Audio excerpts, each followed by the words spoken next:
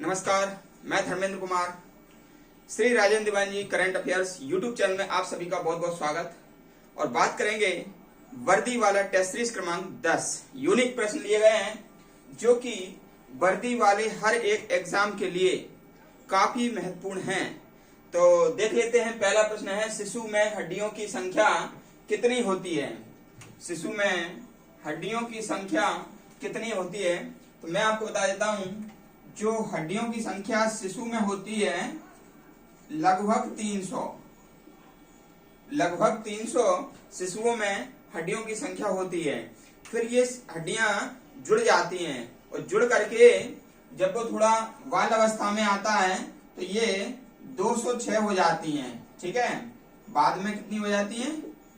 बाद में 206 हड्डियां हो जाती हैं जुड़ने के बाद। ठीक है, और इसके बाद ये भी बताते हैं कि जो सबसे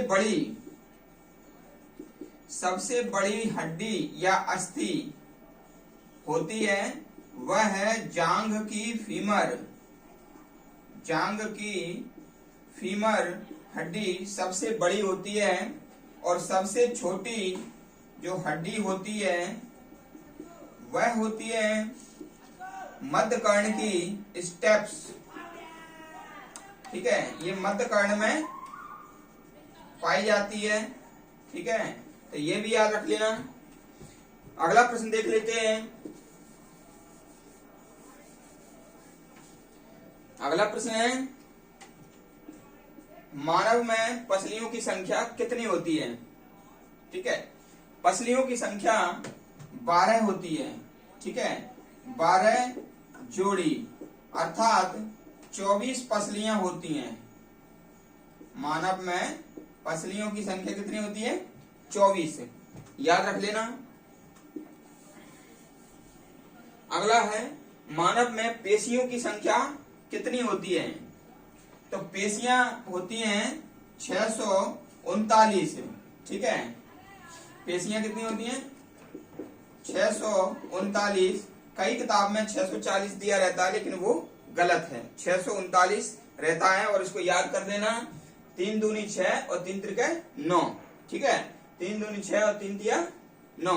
तो ये पेशियों की संख्या कितनी हो जाएगी? 639 हो जाएगी। अगला प्रश्न है, मानव में सर्वाधिक रीजनरेशन वाला अंग कौन सा है? तो रीजनरेशन का मतलब होता है कि ऐसा अंग जो कि क्षतिग्रस्त होने के बाद भी पुनः बन जाता है या उसका निर्माण हो जाता है, उसको रीजनरेशन या पुनरुद्भवन कहा जाता है। ठीक है, तो देख लेते हैं इस प्रश्न को। जो रीजनरेशन है या पुनरुद्भवन ये पाया जाता है सबसे ज्यादा सर्वाधिक पाया जाता है मानव के यकृत में। ठीक है, और सबसे कम पाया जाता है मानव मस्तिष्क में। सबसे कम पुनरुद्भवन कहाँ होता है?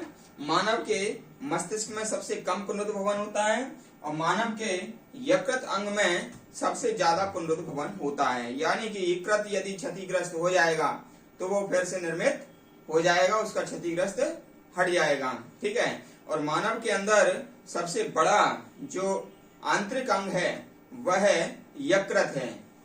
ठीक है, वैसे तो मछलियां जो वो छिपकलियां रहती हैं, छिपकलियां की भी जब वो पूंछ टूट जाती है तो फिर से बन जाती है, वो भी रीजनरेशन के कारण होता है। अगला प्रश्न देख लेते हैं। अगला प्रश्न है, मानव का सबसे कठोर भाग कौन सा है? तो दांत का जो इनेमल होता है ना, वो सबसे कठोर भाग होता है। दांत का इनेमल, दांत का इनेमल यानी कि जो ऊपरी कवच होता है दांत का सफेद वाला, तो वह सबसे कठोर होता है। मानव शरीर में सबसे कठोर भाग कौन? इनेमल। लेकिन यदि पूछा जाए कि सबसे ज्यादा मजबूत पेशियां कहाँ की होती हैं, तो वो होती हैं जबड़े की पेशियां। सबसे मजबूत पेशियां टोटल 639 और सबसे ज्यादा मजबूत कौन सी हो जाएगी? जबड़े की पेशियां। ठीक है, अगला प्रश्न देख लेते हैं, मानव का तापमान कितना होता है? ठीक है ना, मानव शरीर का तापमान कितना होता है, ठीक है। मानव शरीर का तापमान ये होता है 37 डिग्री सेंटीग्रेड या फिर 98 डिग्री 4 कला फ़ारेनहाइट या 310 केल्विन, ठीक है। किसी भी इकाई में मानव का टेम्परेचर पूछ लिया जाएगा, डिग्री सेंटीग्रेड में 37, फ़ारेनहाइट में 98.4 और केल्विन में 310 केल्विन होता है। और कमरे का जो तापमान होता है, कमरे का तापमान तो वह 27 डिग्री सेंटीग्रेड होता है। और यदि सबसे ज्यादा पूछें किस जंतु का होता है, तो बकरी का तापमान होता है सबसे ज्यादा 39 डिग्री सेंटीग्रेड, ठीक है। सबसे ज्यादा किस जंतु का टेम्परेचर होता है, बकरी का होता है 39 डिग्री सेंटीग्रेड। अगला प्रश्न देख लेते हैं, मानव में रुधिर की मात्रा कितनी होती है, ठीक है। तो 5.5 लीटर मानव में जो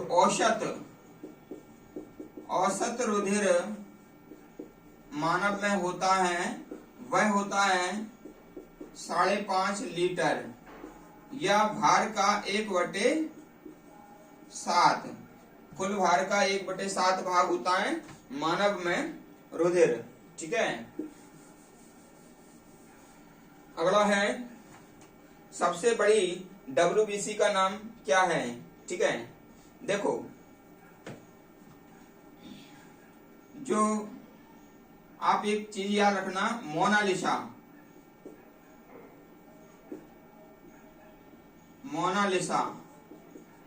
ये चीज याद रख लेना। तो मोना से हो जाएगा मोनोसाइट और लिसा से हो जाएगा लिम्फोसाइट।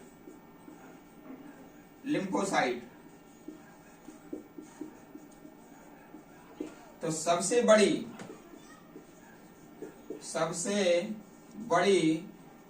WBC होती है मोनोसाइट और सबसे छोटी WBC होती है लिम्फोसाइट, ठीक है। तो मोनालिसा चित्र है ना, ये याद कर लेना, फ्रांस के संग्रहालय में अभी रखा हुआ है, सबसे महंगी पेंटिंग थी इटली की।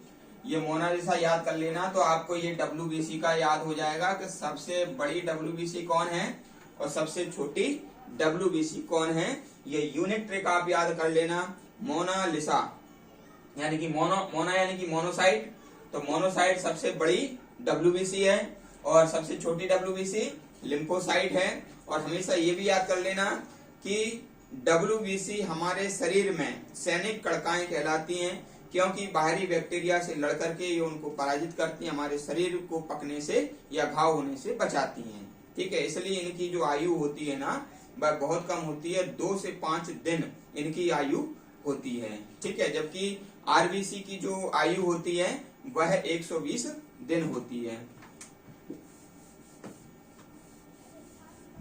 अगला देख लेते हैं, शरीर में ब्लड बैंक किसे कहते हैं।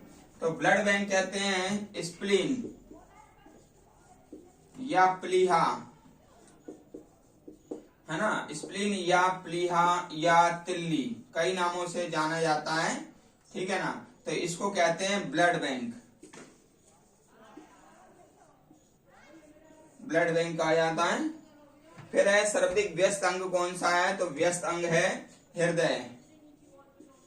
हृदय, और इसमें 2 आवाज आती हैं, लब और डब, ठीक है। और हृदय 2 धड़कनों के बीच में आराम करता है, 2 धड़कनों के बीच में क्या करता है, हृदय आराम करता है, ठीक है। तो ये हमारा आज का टेस्ट सीरीज था।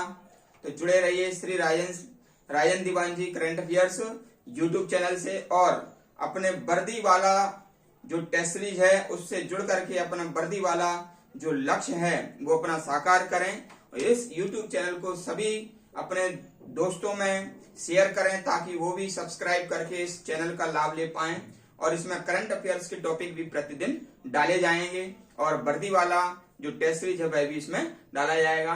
और आप कमेंट्स करके बताएं कितना लाभकारी आपको हो रहा है। यदि आपका कोई प्रश्न है टेस्ट सीरीज से संबंधित तो वह भी आप कमेंट बॉक्स में दे सकते हैं। सभी का बहुत बहुत धन्यवाद।